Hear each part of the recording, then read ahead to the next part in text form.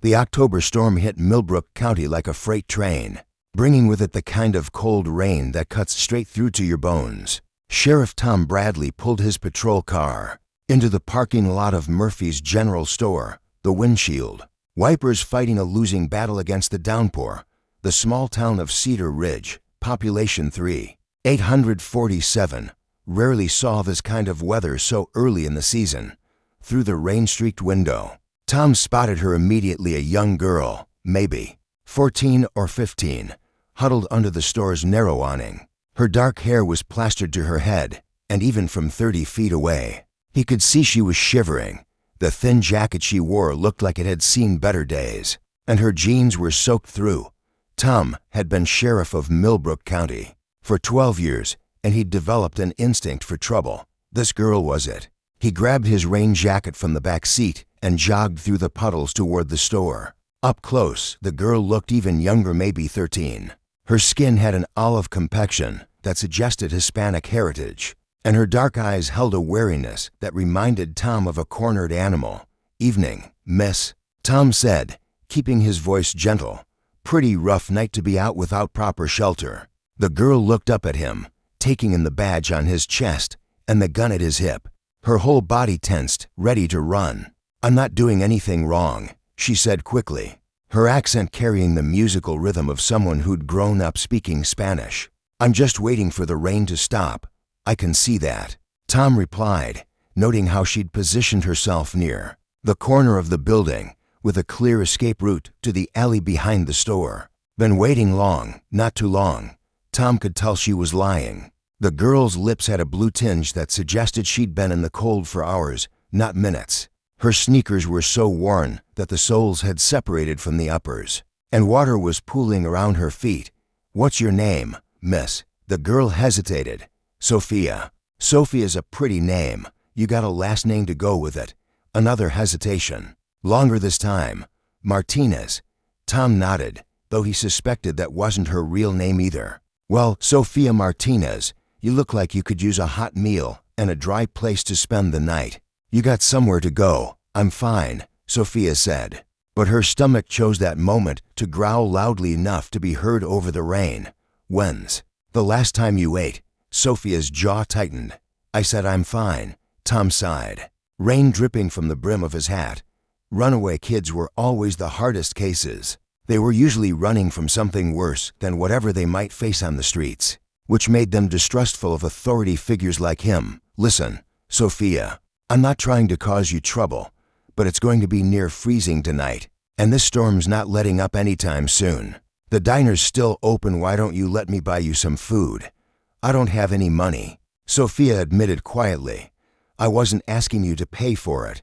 Sophia studied his face carefully, looking for signs of deception or hidden motives. Whatever she saw there must have convinced her, because she nodded slowly. "Okay, but just food." "Nothing else, just food," Tom agreed. They ran through the rain to Tom's patrol car, Sophia moving with the quick, efficient grace of someone who'd learned to travel light and fast. As they drove the 3 blocks to Mabel's diner, Tom tried to engage her in conversation. "You from around here, Sophia?" "No. Where you from originally?" "Lots of places." Tom glanced at her in the rearview mirror. She was sitting as far forward as possible, her hand on the door handle despite the fact that the car was moving. Everything about her posture screamed flight risk. Mabel's diner was a throwback to the 1950s, all red vinyl booths and black and white checkered floors. At this hour on a Tuesday night, it was nearly empty except for Bill Henderson, who was nursing a cup of coffee and reading yesterday's newspaper. Mabel Chen, the 60-something owner whose grandmother had opened the place in 1952, looked up from behind the counter as Tom and Sophia entered. Her expression shifted from curiosity to concern as she took in Sophia's bedraggled appearance. "Evening, Sheriff," Mabel said. "Rough night to be out." "That it is. Mabel, this is Sophia. She could use a hot meal and maybe some coffee to warm up." Mabel's practiced "I took in everything," the girl's wet clothes, her defensive posture, the way she kept looking toward the exit. "Of course, honey. Why don't you sit anywhere you like? I'll bring you some menus." Sophia chose a booth near The back, where she could see both the front door and the emergency exit by the kitchen. Tom sat across from her, moving slowly and keeping his hands visible on the table. "So," Tom said after Mabel had brought them menus and steaming cups of coffee, "you want to tell me what's really going on?" Sophia wrapped her hands around the coffee mug, savoring the warmth. "Nothing's going on. I'm just traveling. At 13 years old, in a storm, with no money. I'm 16, Sophia said quickly. "No, you're not." Tom's voice was gentle but firm. "I've got a daughter who's 16. You're younger than that." Sophia's eyes flashed with anger. "You don't know anything about me. You're right, I don't. But I know you're scared. You're hungry, and you're running from something. The question is what?" Before Sophia could answer, Mabel returned with a notepad. "What can I get you, honey?" Sophia scanned the menu quickly, her eyes stopping on the prices. Even the cheapest items were more than she'd expected. "Just maybe some soup," she said hesitantly. "The chicken and dumplings is good," Tom suggested. "And maybe some bread to go with it. I'll bring you a full dinner, sweetheart," Mabel said kindly. "You look like you need it." After Mabel left, Tom leaned back in his booth. "Listen, Sophia and I'm going to keep calling you that until you tell me your real name. I'm not trying to trap you or trick you, but I took an oath to protect the people in this county, and that includes kids who are in trouble. I'm not in trouble, maybe not the kind of trouble you're thinking of, but being 13 and alone on the streets, that's trouble enough." Sophia stared into her coffee, and for a moment, Tom thought she might open up, but then her defensive walls snapped back into place. "I can take care of myself. I'm sure you can. You've probably been doing it for a while now, but that doesn't mean you should have to." Mabel arrived with a plate piled high with fried chicken, mashed potatoes, green beans, and biscuits. Sophia's eyes widened at the amount of food, and despite her efforts to maintain her composure, she began eating with the desperate efficiency of someone who didn't know when her next meal might come. Tom watched her eat, his heart breaking a little more with each bite. Whatever this kid was running from, it had been bad enough to make the streets seem like a better option. "Sophia," Tom said quietly, "are you in some kind of danger? Is someone hurting you?" Sophia paused mid-bite, her fork halfway to her mouth. For just a moment, her carefully constructed mask slipped, and Tom saw the fear underneath. "I can't go back," she whispered. "Please don't make me go back." "Back where?" But Sophia had already caught herself. She straightened up, the walls rebuilding themselves in real time. "Nowhere. I'm not going back anywhere because I'm fine where I am." Tom sighed. He'd been a cop long enough to recognize when someone was protecting themselves from trauma they couldn't or wouldn't talk about. Pushing too hard would only make her run. "Okay," he said. "For now, let's just focus on getting you somewhere warm and dry for the night. I don't need." "Yes, you do, and I know you're thinking about running the minute we step outside, but I'm asking you to trust me, just for tonight." Sophia finished her meal in silence, her mind clearly racing through options and escape routes. When Mabel brought the check, Tom paid without comment, leaving a generous tip. As they prepared to leave, Sophia looked up at him with a mixture of gratitude and suspicion. "What happens now?" "Now," Tom said, "we get you somewhere safe, and tomorrow we figure out the rest." Outside, the storm was beginning to ease, but the rain was still coming down steadily. As they drove through the quiet streets of Cedar Ridge, Tom made a decision that would change both their lives. Instead of heading toward the county juvenile facility or the social services office, he turned onto Elm Street, pulling into the driveway of a modest two-story house with a wraparound porch and flower boxes that had been carefully prepared for winter. "Where are we?" Sophia asked, her hand immediately going to the door handle. "My house," Tom said simply. "My wife died 3 years ago, and my daughter's away at college. I've got a spare room, clean clothes that might fit you, and a shower with unlimited hot water." Sophia stared at the house, then at Tom. "Why?" "Because everyone deserves a safe place to sleep, and because—" Tom paused, thinking about his own daughter, safe in her dorm room 200 miles away. "Because if my Sarah was out there somewhere, scared and alone, I'd hope someone would help her." For the first time since he'd met her, Sophia's composure cracked. Tears welled up in her eyes, though she quickly wiped them away. "I can't stay long," she said quietly. "One night," Tom promised, "no questions asked. Tomorrow, we'll figure out what comes next." As they walked up the porch steps together, neither of them knew that this was the beginning of something that would test everything Tom thought he knew about Justice's family and what it meant to protect the people you care about. The storm was passing, but their story was just beginning. Tom woke at dawn to the smell of coffee and something that might have been pancakes. For a moment, disoriented by sleep, he thought his wife Ellen was downstairs making breakfast like she used to do every Saturday morning. Then reality crashed back, and he remembered the girl sleeping in his daughter's old room. He found Sophia in the kitchen, standing over the stove with a dish towel draped over her shoulder like a professional chef. She'd changed into some of Sarah's old clothes, jeans that were slightly too long and a flannel shirt that hung loose on her small frame. Her hair was clean and pulled back in a ponytail, revealing a face that was younger and more vulnerable than he'd realized the night before. "Morning," Tom said, trying to keep his voice casual. "Sleep okay?" Sophia glanced up from the pancakes she was flipping. "Yes, sir. Thank you. I hope it's okay that I used some of your food. I wanted to make breakfast too, to pay you back for helping me." Tom's heart clenched at the formality in her voice, the careful politeness of a child who'd learned not to take kindness for granted. "You don't owe me anything, Sophia, but I appreciate the gesture." He moved to the coffee pot, noting that it was exactly the right strength, not too weak, not bitter. "These smell incredible. Where'd you learn to cook like this?" "My grandmother taught me," Sophia said, then immediately looked like she regretted sharing even that small detail. Tom filed the information away. A grandmother who cooked, who'd taught this girl to make perfect pancakes from scratch. That suggested a stable home environment at some point in Sophia's life. So what had changed? They ate breakfast in comfortable silence, the morning light streaming through the kitchen windows and highlighting the fine bone structure of Sophia's face. Tom found himself thinking she looked like she could be related to the Martinez family that owned the Mexican restaurant on Main Street. The same dark eyes, the same proud tilt to her chin. "Sophia," Tom said as they finished eating, "I need to ask you some questions. Not as a sheriff, just as someone who's trying to help. Can you at least tell me how old you really are?"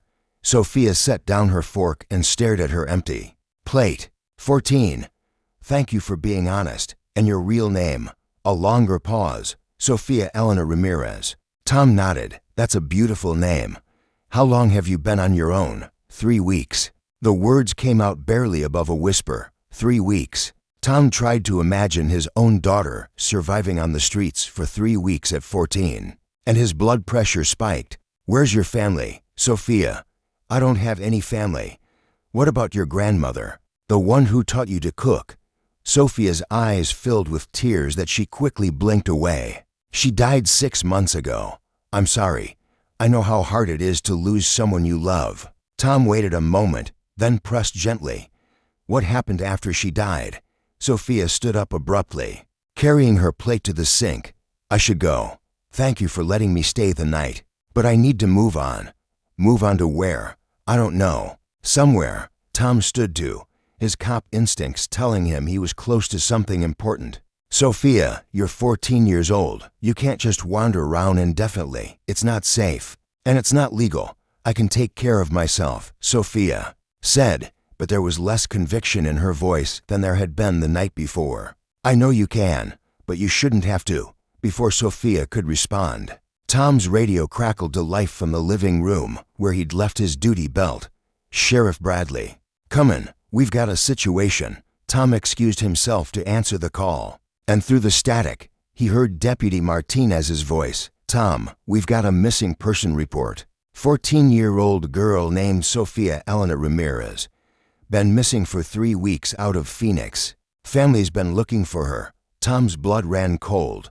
He glanced toward the kitchen, where Sophia was washing dishes with meticulous care, and lowered his voice. "What kind of family situation are we talking about, Danny?" "Foster care. Sounds like she ran away from her placement. They want her back." Tom closed his eyes. Foster care. That explained the wariness, the defensive posture, the fear in her eyes when she'd said she couldn't go back. "I'll call you back," Tom said into the radio. When he returned to the kitchen, Sophia was drying the last plate. She took one look at his face and knew. "They found me," she said, her voice flat. "The missing person report came in this morning." "Sophia, why didn't you tell me you were in foster care?" "Because I knew you'd send me back." Sophia's hands were shaking as she set down the dish towel. "Please, Sheriff Bradley, please don't make me go back there." "What happened? Were they hurting you?" Sophia wrapped her arms around herself, suddenly looking even younger than her 14 years. Not the way you mean. Mr. and Mrs. Patterson, they're not bad people. They have 5 other foster kids, and it's like a business. To them, we're just numbers on a check." Tom sat down at the kitchen table, processing this information. "Were you being mistreated?" "No, but I wasn't being cared for either. Mrs. Patterson barely knew my name. She called all the girls honey because she couldn't keep us straight. And when I got sick with the flu, she just gave me some medicine and told me to stay in my room so I wouldn't infect the other kids. That doesn't sound like grounds for running away." Sophia's face hardened. "You want to know why I ran?" "Because they were going to send me to a group home. Mrs. Patterson said I was getting too old, too difficult, that they needed the bed space for younger kids who were easier to place." Tom felt anger building in his chest, not at Sophia, but at a system that treated children like inventory to be managed. "So you left before they could transfer you?" "I left because I've been in 7 different placements since my grandmother died, and I'm tired of being thrown away every time I become inconvenient." 7 placements in 6 months. Tom's daughter had lived in the same house her entire life, had never doubted that she was loved and wanted. The contrast made him feel sick. "Sophia, I have to report that you're here. It's the law, I know." Sophia's voice was resigned. "Can I ask you for one favor?" "What?" "Can I stay here until they come to get me? I don't want to spend my last few hours of freedom in a cell or a social services office." Tom looked at this girl who'd been failed by every adult who was supposed to protect her, who'd survived 3 weeks on the streets rather than trust the system again, and made a decision that surprised even him. "How about we try a different approach?" Sophia looked up, hope flickering in her eyes. "I'm going to make some calls. See if we can find you a placement that's actually a home, not just a bed. But in the meantime, you stay here, as my guest, not as someone under arrest. You do that. I do that." For the first time since he'd met her, Sophia smiled, a real smile that transformed her entire face. "Thank you." Tom spent the rest of the morning on the phone with social services, arguing with caseworkers and supervisors about Sophia's situation. The more he learned about her case, the angrier he became. She'd been shuffled from home to home not because she was a difficult child, but because she was older and therefore harder to place permanently. "She's 14. Tom found himself saying to Linda Morrison, the supervising caseworker, "She's not a piece of furniture you move around when it's convenient." "Sheriff Bradley, I understand your concern, but we have limited resources and limited resources. This girl has been in 7 placements in 6 months. 7. How is that in her best interest? We're doing the best we can with what we have." "Well, it's not good enough." Tom hung up the phone and found Sophia sitting on the porch swing, reading one of Sarah's old books. She looked up as he approached. "Bad news?" she asked. "Complicated news. They want you back in Phoenix by tomorrow." Sophia's face fell. "I see. But," Tom continued, "I convinced them to let you stay here tonight while we explore some other options." "What kind of options?" Tom sat down beside her on the swing. "There's a woman here in town, Mrs. Eleanor Hayes. She's been a foster parent for 20 years, specializes in teenagers. She's got a good reputation, and she's looking for a placement. Another foster home," Sophia said flatly. "Maybe, or maybe something different. She wants to meet you first, see if it's a good fit. No pressure, no commitment, just a conversation."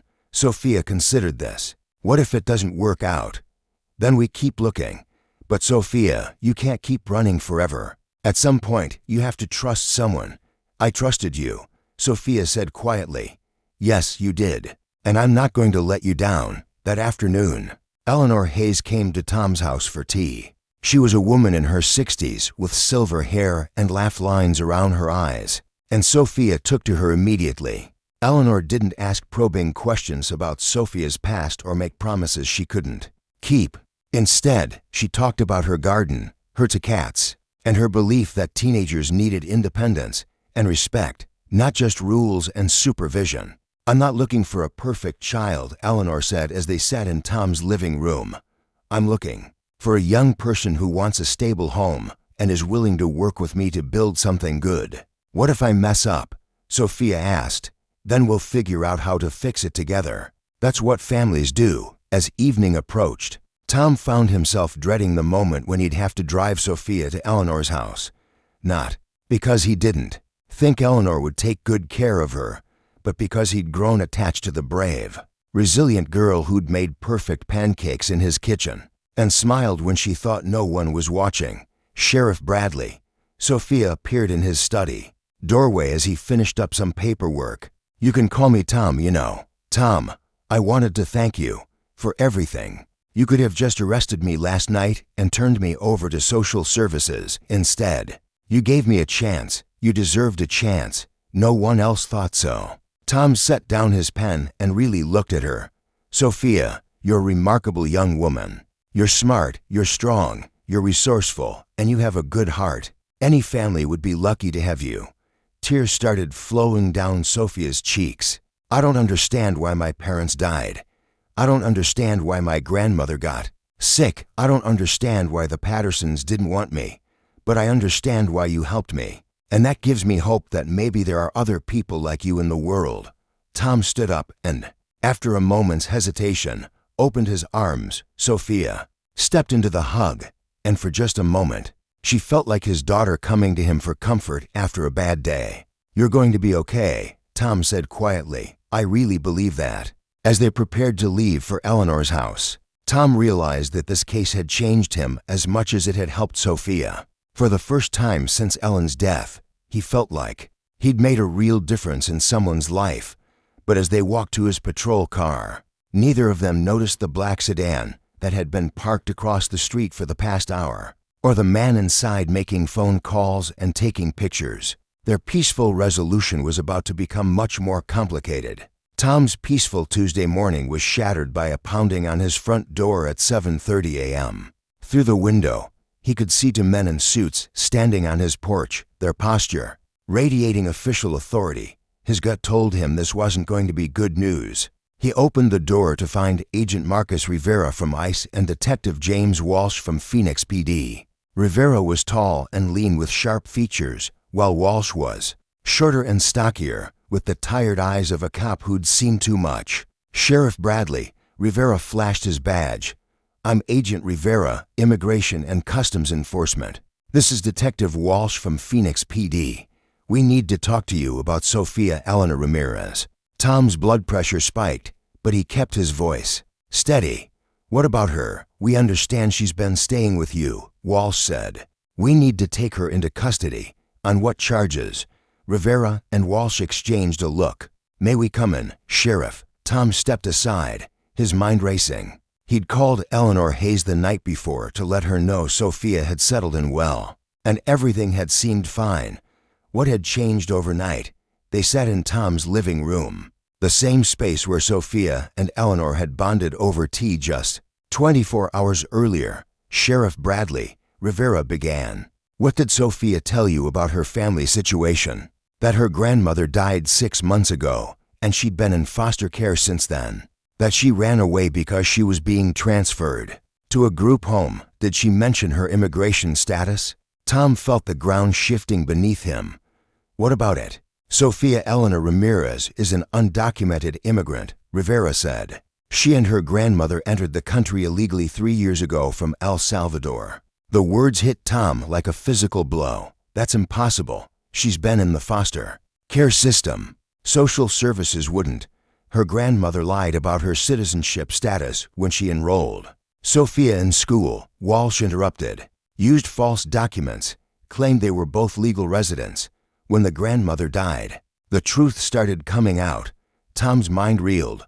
So the Foster families knew. Some did. Some didn't. The Pattersons were told Sophia was a flight risk, but not why. When she ran away, they reported it to Phoenix PD. During the investigation, her real status came to light. And now you want to deport a 14-year-old girl who's lived here for 3 years and speaks perfect English. Rivera's expression hardened. Sheriff, the law is the law. Sophia has no legal right to be in this country. She's a child. She's an illegal immigrant who's been evading authorities for 3 weeks. Tom stood up, anger coursing through him. She's been surviving on the streets because every adult in her life has failed her. And now you want to send her back to a country she barely remembers? Sheriff Bradley. Walsh said in a more conciliatory tone, I understand your feelings, but we have our orders. Where is she? Tom made a decision that would haunt him for weeks to come. She's not here.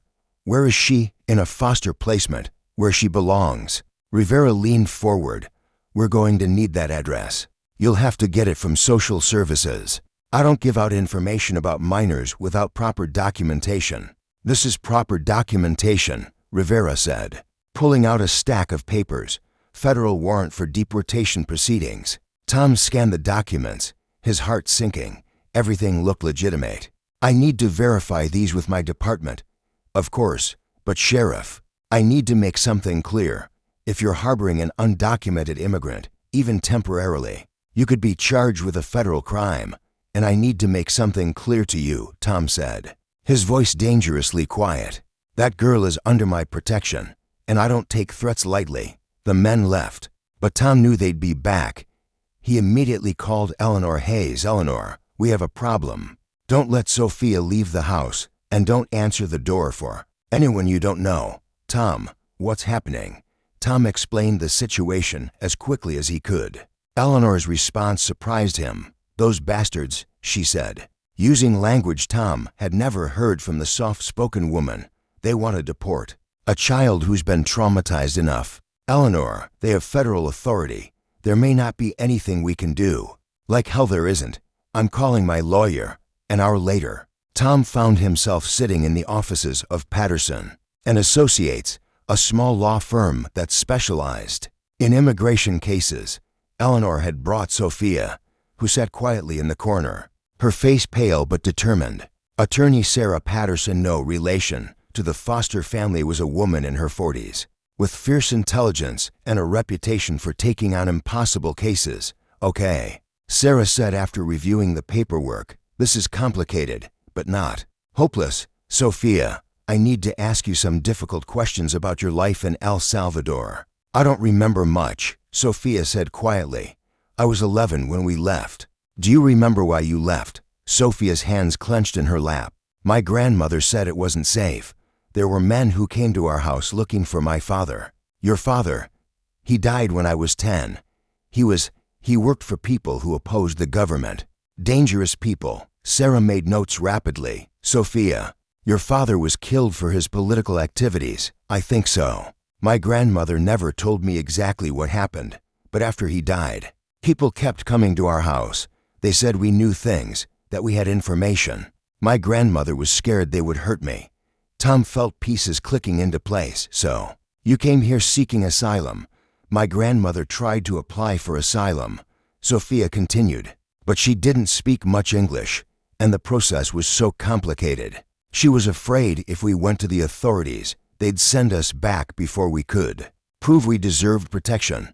Sarah looked up from her notes. Sophia, this changes everything. If your father was killed for political reasons, and you fled because of threats related to his activities, you may qualify for asylum protection. Even though my grandmother lied about our status, even though the law recognizes that people fleeing persecution sometimes have to make difficult choices to survive. Tom felt hope building in his chest. So what's our next move? Our next move, Sarah said, is to file an emergency motion to halt deportation proceedings while we prepare an asylum claim. But I need to warn you, ICE doesn't like to be challenged, especially in high-profile cases. High-profile. Sarah pulled up a news article on her computer. Sheriff protects immigrant teen from deportation. It had been published an hour ago in the regional newspaper. Tom read the headline with growing dread.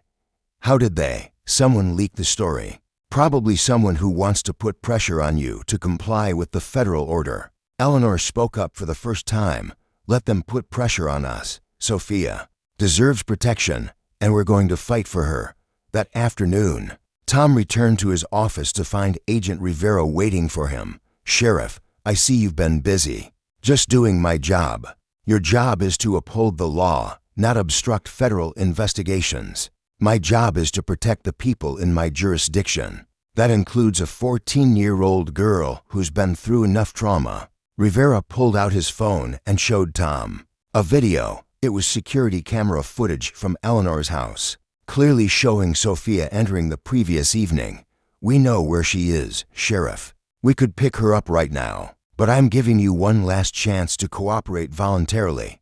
Tom stared at the agent, weighing his options. He could comply with federal law and watch Sophia disappear into the deportation system, or he could stand his ground and face the consequences. Agent Rivera, Tom said slowly, let me tell you what I know about that girl. She survived 3 weeks on the streets rather than go back to a system that failed her. She makes pancakes that would make my grandmother weep with joy. She reads voraciously, speaks 2 languages fluently, and has more courage in her little finger than most adults. I know, Sheriff, I'm not finished. That girl has been failed by every system that was supposed to protect her. Foster care shuffled her around like a piece of furniture. Immigration law says she doesn't deserve protection because her grandmother was too scared to navigate a complex legal system while fleeing for their lives. And now you want to send her back to a country where her father was murdered for standing up for what he believed in. Tom stepped closer to Rivera. So here's what's going to happen. You want Sophia, you come back with a judge's order and enough evidence to convince me that sending her back to El Salvador is in her best interest. Until then, she's under my protection. Rivera's face darkened. Sheriff Bradley, you're making a serious mistake. Maybe, but it's my mistake to make. After Rivera left, Tom sat at his desk and stared at the phone. He could call Eleanor and tell her to bring Sophia in. He could follow federal law and let the system sort everything out. He could protect his own career and reputation. Instead, he picked up the phone and called the regional media outlets. This is Sheriff Tom Bradley from Millbrook County. I'd like to make a statement about the Sophia Ramirez case. An hour later, Tom stood on the steps of the courthouse, facing a crowd of reporters and cameras. Eleanor stood beside him, with Sophia slightly behind them, her chin raised defiantly. Ladies and gentlemen, Tom began. 3 days ago, I met a 14-year-old girl who was cold, hungry, and alone.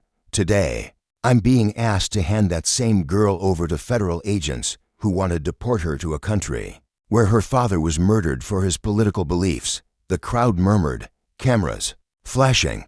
I became a sheriff to protect and serve the people of this community. That includes all people, regardless of their documentation status. Sophia Ramirez is not a criminal. She's a child who deserves protection under our asylum laws. A reporter shouted a question. Sheriff, are you willing to face federal charges to protect this girl? Tom looked back at Sophia, who was watching him with a mixture of gratitude and terror. I took an oath to uphold justice. Tom said, sometimes justice and the law aren't the same thing. And when I have to choose between following an unjust order and protecting an innocent child, the choice is easy. She's my daughter now, Tom continued, the words surprising even him. And I'll be damned if I'm going to let anyone take her away from the home where she belongs. The crowd erupted in questions, but Tom had said what he needed to say. As they walked back into the courthouse, Sophia slipped her hand into his. Thank you, she whispered. Tom squeezed her hand. Thank you for trusting me. They both knew. The fight was far from over, but for the first time since this all began, Tom felt like they might actually win. The courthouse was packed beyond capacity. Tom had never seen so many people crammed into Judge Patricia Collins' courtroom. Reporters, immigration activists, concerned citizens, and what seemed like half the population of Cedar Ridge. The emergency hearing on Sophia's asylum claim had drawn national attention, turning their small-town story into a symbol of America's immigration debate. Tom sat at the plaintiff's table beside Sarah Patterson, their attorney. With Sophia between them, Eleanor occupied the seat directly behind them, her hand resting protectively on Sophia's shoulder. Across the aisle, Agent Rivera sat with the federal prosecutor, a stern-faced woman named Jana Morrison who looked like she'd rather be anywhere else. The weight of national scrutiny had clearly made this case more complicated than anyone had anticipated. Judge Collins, a woman in her 60s with silver hair and sharp eyes, called the court to order. This is an emergency hearing regarding the asylum claim of Sofia Elena Ramirez, age 14. Before we begin, I want to make something clear. This courtroom will conduct itself with dignity and respect. Any outbursts will result in immediate removal. Sarah Patterson stood first. Your Honor, we're here today because a child's life hangs in the balance. Sofia Ramirez fled El Salvador with her grandmother 3 years ago after her father was murdered. For his political activities, she deserves protection under our asylum laws, not deportation to a country where she faces potential persecution. Federal Prosecutor Morrison rose. Your Honor, while the defendant's personal story may be sympathetic, the law is clear. Sofia Ramirez entered this country illegally and has been evading authorities. The proper channels exist for asylum claims, and they weren't followed. Judge Collins nodded. I've reviewed the preliminary filings. Ms. Patterson, call your first witness. Your Honor, the defense calls Sheriff Thomas Bradley. Tom walked to the witness stand, acutely aware of the cameras and the hundreds of eyes watching his every move. He'd testified in court countless times, but never with stakes this high. Sarah guided him through his account of finding Sofia, learning her story, and his decision to protect her from deportation. Sheriff Bradley, Sarah said, in your professional opinion, is Sofia Ramirez a danger to the community? Absolutely not. She's one of the most remarkable young people I've ever met. She's intelligent, responsible, and has already proven herself to be a positive contribution to our community. What would happen to Sofia if she were deported to El Salvador? Tom looked directly at Sofia, whose dark eyes were fixed on him with complete trust. Your Honor, based on what Sofia has told me about her father's murder and the threats against her family, I believe she would be in serious danger if returned to El Salvador. Prosecutor Morrison stood for cross-examination. Sheriff Bradley, you're not an expert on conditions in El Salvador, are you? No, ma'am. And you're not an immigration attorney? No, mum. In fact, you're not qualified to make determinations about asylum claims. Are you? Tom's jaw tightened.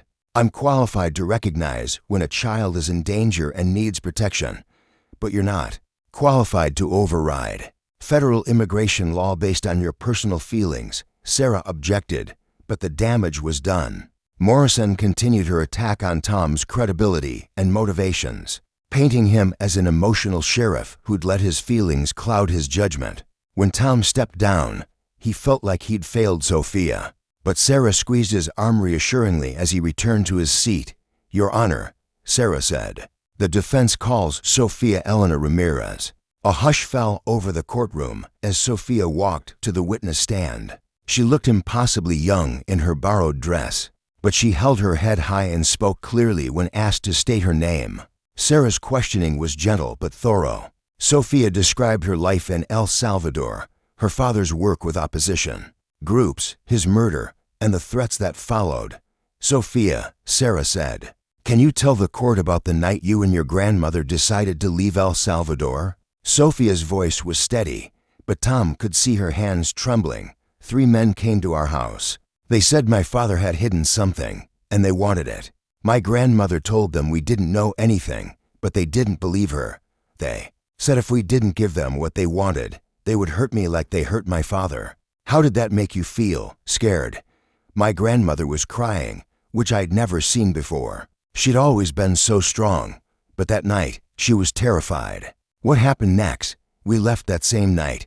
My grandmother packed a few things, and we walked to the border. She said we had to get to America, where we would be safe. And when you arrived in the United States, my grandmother tried to apply for asylum, but the process was so confusing. She spoke some English, but not enough to understand all the legal papers. We went to several offices, but people kept sending us to other offices. My grandmother was afraid if we kept going to government buildings, they would send us back before we could prove we deserved to stay. Prosecutor Morrison's cross-examination was harsher. She pressed Sophia on details about her father's political activities, suggesting that the family might have been involved in illegal activities themselves. Sophia, Morrison said, you were only 11 years old. How do you know your father wasn't involved in criminal activities rather than legitimate political opposition? Sophia's voice remained steady. Because my father taught me that fighting for justice isn't a crime. He said sometimes people in power try to silence those who speak truth, but that doesn't make the truth wrong. But you don't actually know what your father did, do you? I know he helped families whose children disappeared. I know he organized protests against corruption. I know he was killed for trying to make things better for people like us. Tom felt pride swell in his chest. Despite everything she'd been through, Sophia was articulate, credible, and unshakable in her testimony. The hearing continued for 3 more hours, with testimony from Eleanor about Sophia's adjustment to life in Cedar Ridge, from Dr. Martinez about her medical needs, and from Mrs. Peterson about her academic progress. Finally, Judge Collins called. For closing arguments, Sarah stood and faced the judge. Your Honor, this case is about more than immigration law. It's about what kind of country we want to be. Sophia Ramirez came here as a child fleeing violence. She spent 3 years learning our language, excelling in school, and contributing to her community. She represents the best of what America can offer, a chance for the persecuted to find safety and opportunity. The prosecution wants you to send this child back to a country where her father was murdered, where she's received direct threats, where she has no family and no protection. That's not justice, that's cruelty. Prosecutor Morrison's closing was technical and cold. Your Honor, sympathy cannot override law. The United States has procedures for asylum claims, and they weren't followed. Allowing this claim to proceed would set a dangerous precedent, encouraging illegal border crossings. Judge Collins retired to consider her decision. The wait felt like hours, though it was only 30 minutes. When she returned, the courtroom was deadly silent. In the matter of Sophia Eleanor Ramirez, Judge Collins began. The court finds that the minor has presented credible evidence of past persecution and a well-founded fear of future persecution based on her father's political activities and the direct threats made against her family. Tom felt his heart stop. Furthermore, the court finds that the minor's grandmother's failure to properly navigate the asylum process was due to language barriers and fear of deportation, understandable circumstances given their situation. Judge Collins looked directly at Sophia. Young lady, you've shown remarkable courage in telling your story today. The court grants your petition for asylum and orders an immediate stay of deportation proceedings. The courtroom erupted in cheers and applause. Tom pulled Sophia into a fierce hug as tears streamed down both their faces. Eleanor wrapped her arms around them both, and even Sarah Patterson was wiping away tears. But the celebration was interrupted by Agent Rivera's voice. Your Honor, the federal government intends to appeal this decision. Judge Collins fixed him with a stern look. Agent Rivera, you're certainly within your rights to appeal, but until that appeal is heard, this young woman is under the protection of this court and will remain in the custody of Sheriff Bradley and Mrs. Hayes. 3 months later, the appeal was denied by the Federal Circuit Court. Sophia's asylum status was confirmed, and she was granted a path to permanent residency. The ceremony took place in the same courthouse where they'd fought for her freedom. Tom stood proudly beside Sophia as she received her official documents, wearing the same dress she'd worn to court, but looking far healthier and happier. How does it feel to be officially safe? A reporter asked Sophia afterward. Sophia looked up at Tom and Eleanor, then back at the camera. It feels like coming home. Later that evening, they gathered at Tom's house for a quiet celebration. Sophia had moved in permanently after Eleanor suggested that Tom needed the company. More than she did, the adoption paperwork was already in progress. I have something for you, Tom said, handing Sophia a wrapped package. Inside was a leather-bound photo album. The first page contained pictures of Tom's family, his late wife Ellen, his daughter Sarah, and recent photos of Tom and Sophia together. But it was the second page that made Sophia gasp. Tom had somehow located photos of her grandmother and even one old picture of her father that her grandmother had mentioned keeping. "How did you? I have my ways," Tom said with a smile. "I thought you should have pictures of your family, all of your family." Sophia threw her arms around Tom's neck. "Thank you, Papa." It was the first time she'd called him that, and Tom felt his heart expand with a joy he hadn't experienced since Sarah was small. "You know," Tom said as they sat on the porch swing later, "that evening when I first saw you in that storm, I thought I was just helping a kid in trouble. And now I know you saved me as much as I saved you." This old house was getting pretty quiet and lonely. Sophia curled up against his side, just as his daughter Sarah used to do. "I'm glad that storm brought us together." "Me too, sweetheart. Me too." 6 months later, Tom walked Sophia down the aisle at her high school graduation.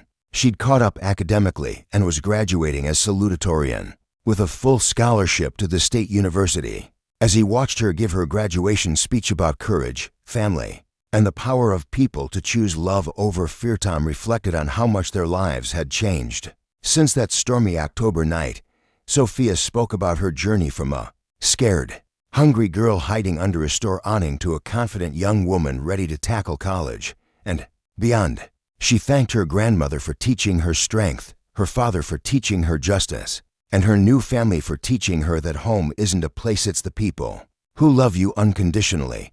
"My father used to tell me that sometimes the most important battles aren't fought with weapons, but with love and determination," Sophia said, looking directly at Tom in the audience. "He was right. And I'm grateful every day for the people who chose to fight for me when I couldn't fight for myself." As the ceremony ended and families gathered for pictures, Tom felt a hand on his shoulder.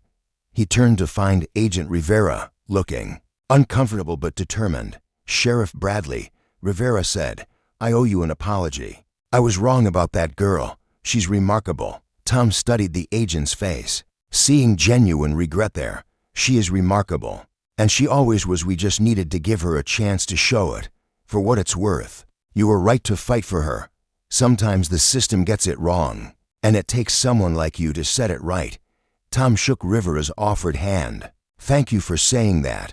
As they drove home from graduation, Sophia chattering excitedly about college and her future plans, Tom realized that their story had become something larger than just one sheriff and one girl. It had become proof that families can be chosen, that justice sometimes requires courage to stand against unjust laws, and that love really can triumph over fear. "Hey, Papa," Sophia said as they pulled into their driveway.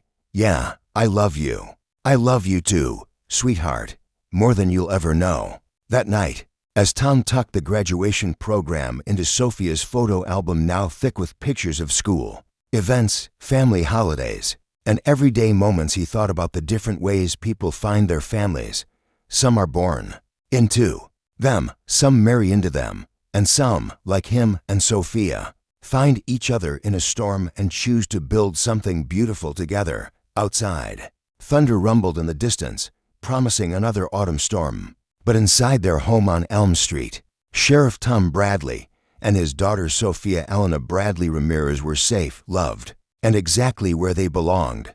The storm that had brought them together had passed, but the family they'd built from it would last forever.